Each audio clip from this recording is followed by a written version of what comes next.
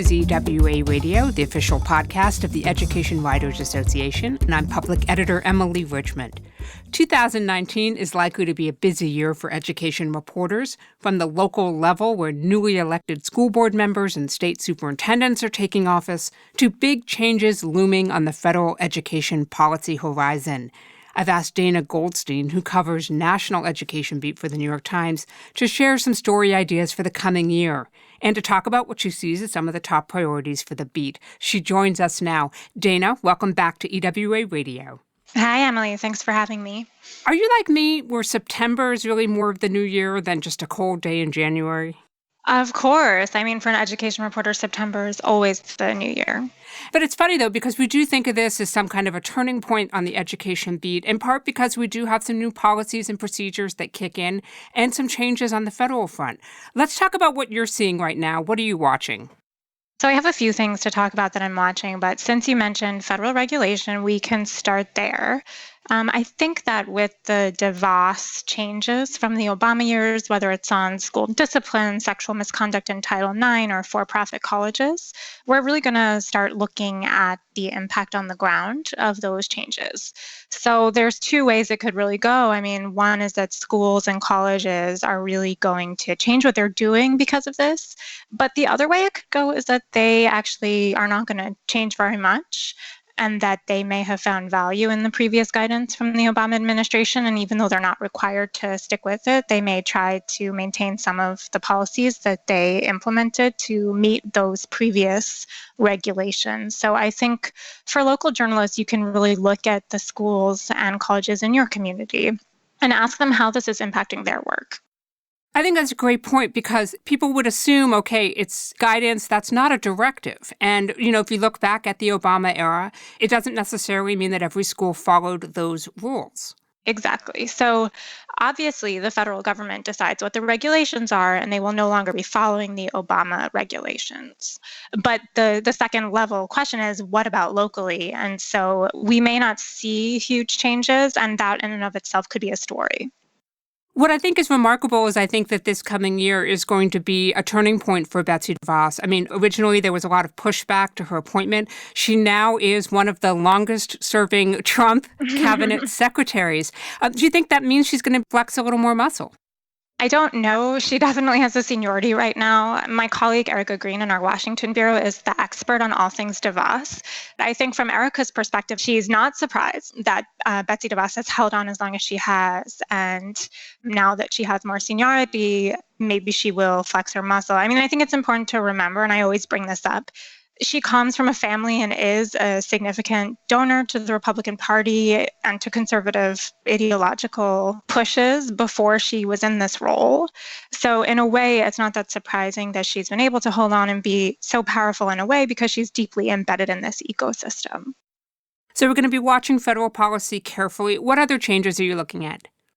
One thing that I covered quite a bit in 2018 and will be continuing to follow, and I think it's a great story for local journalists, is teacher unrest and the related issue of school funding across the country. And this is one that may have been impacted by the midterm elections that we had a few months ago, with the election in places like Wisconsin and Kansas of so-called education governors who are Democrats. And so really, it's a constellation of issues. Teachers saying that they simply can't afford to live on the amount of money they're making. They can't afford the middle-class lifestyle that they aspire to. Our healthcare or pension costs for teachers really eating up a lot of the funding in ways that impact teachers' month-to-month expenses for those working teachers. And then the issue of overall school funding and taxes, especially in conservative states, but not exclusively in conservative states. Are schools able to buy new supplies? Do they have the money they need? If not, is it because state legislatures have been holding those purse strings tightly shut? And is that going to change with sort of the blue mini wave that we saw in November?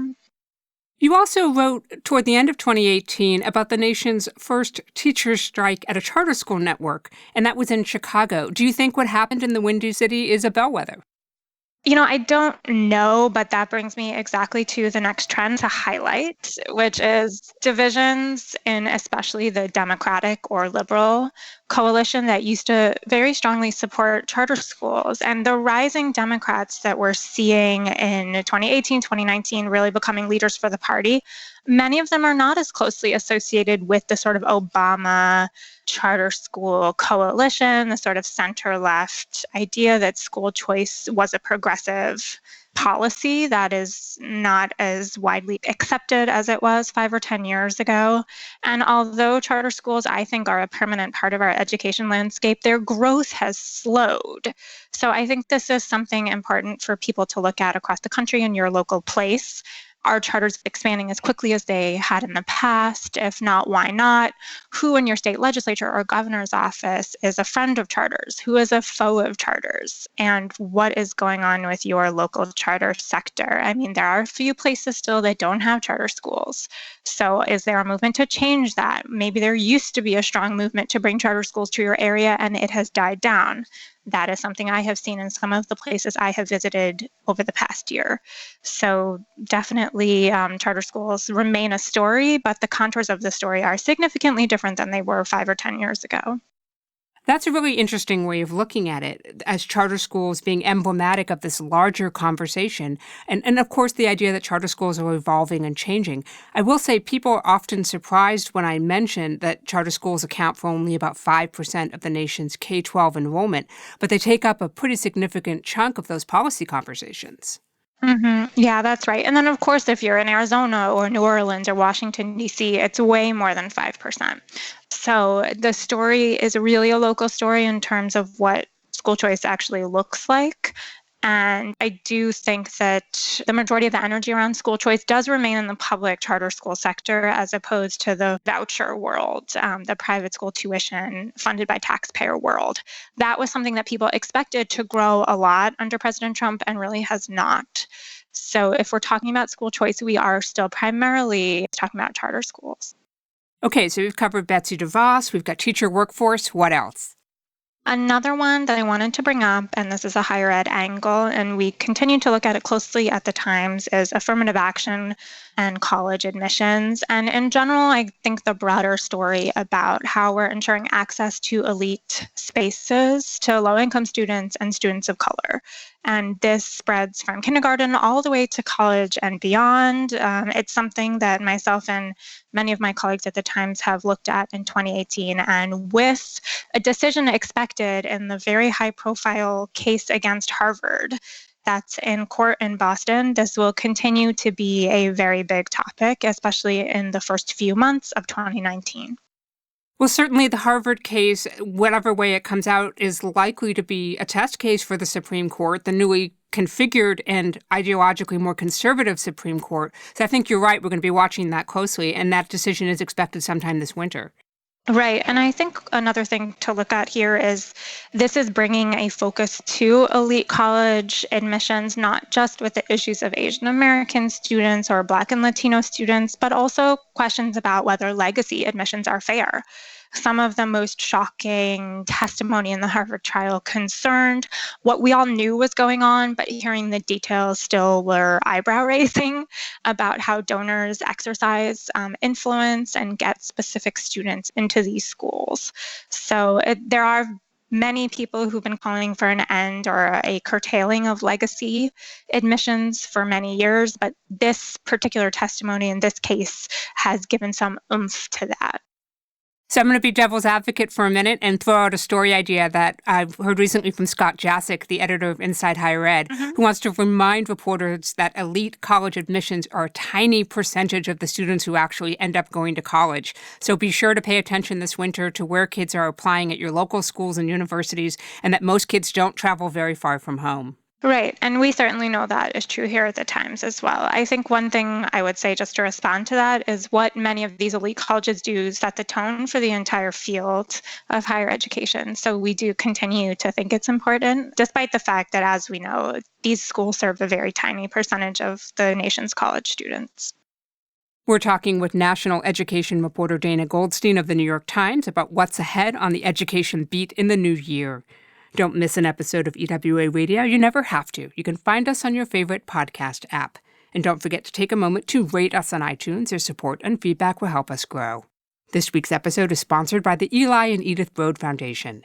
The Broad Foundation believes in the power of public education, the potential for students, and the possibilities created by expanding learning opportunities for all children. Visit broadfoundation.org for more information. EWA retains all control over editorial content and programming. Dana, there's been a lot of attention on media literacy and civics education in the wake of the 2016 presidential election, and also pushback to the rising use of the term, quote-unquote, fake news. What do you see coming in 2019?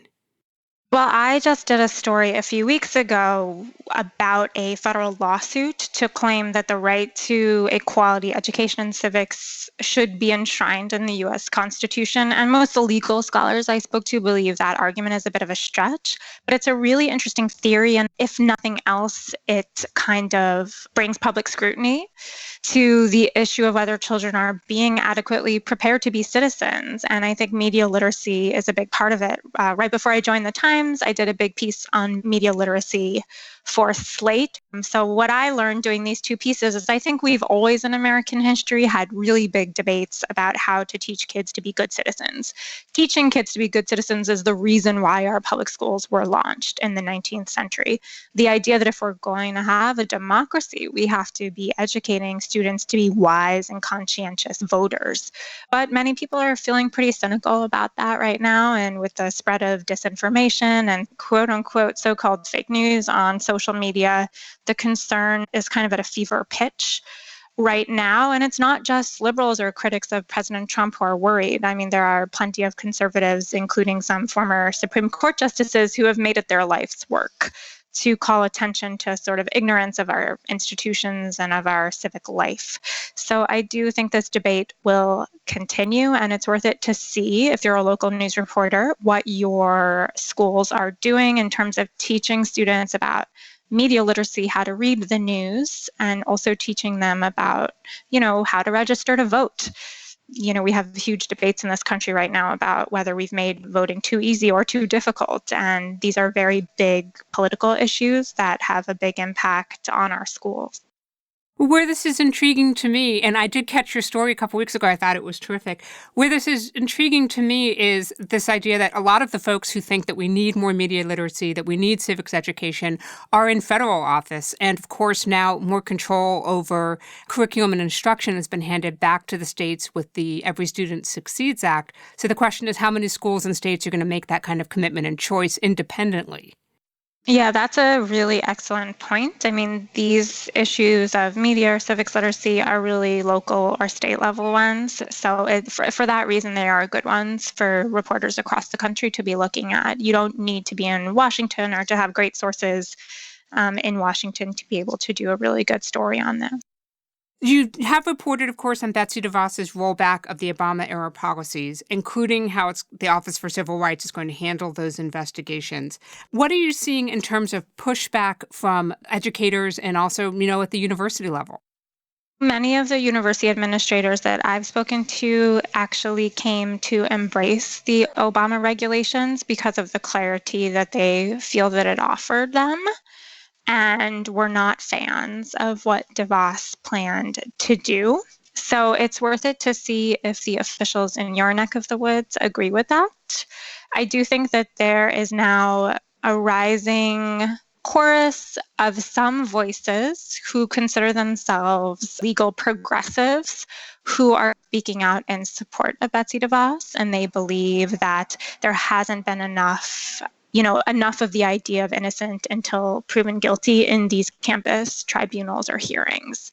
So it's a very mixed up environment or landscape on this issue. It's not a clean left-right divide. And getting into where people in your community kind of fall here could be really interesting. Dana, we obviously can't talk about what's coming in 2019 without touching on school safety. Yeah. There's some tremendous reporting in 2018 that I think is going to carry over into the new year. I'm thinking about reporters like Anya Kamenetz of NPR, who pushed back on some now questionable statistics that were widely used about how frequently there are actually school shootings. There's also been some important reporting recently from John Woodrow Cox and Stephen Rich of the Washington Post. They put together a database showing that an estimated 4.1 million students last year endured a lockdown drill. What's your take on that? I hail those reporters so much for doing this work because as I have traveled across the country in 2018, just going into schools to do reporting, I've seen an incredible amount of investment in security paraphernalia. I've gone to incredibly underfunded rural schools in places like Oklahoma, where they're saying that if they had more money from the state, beefing up security would be one of the things that they would most want to spend money on. And these are places where teachers are really underpaid compared to the national average and where they may not even have enough modern textbooks. So I really think we need to look closely all across the country at how much money is being spent on security. And as the Washington Post asked the question, do places that have actually survived these horrific events, do they believe that this type of technology or security processes or products that are for sale, would they have helped them? And most of them say no.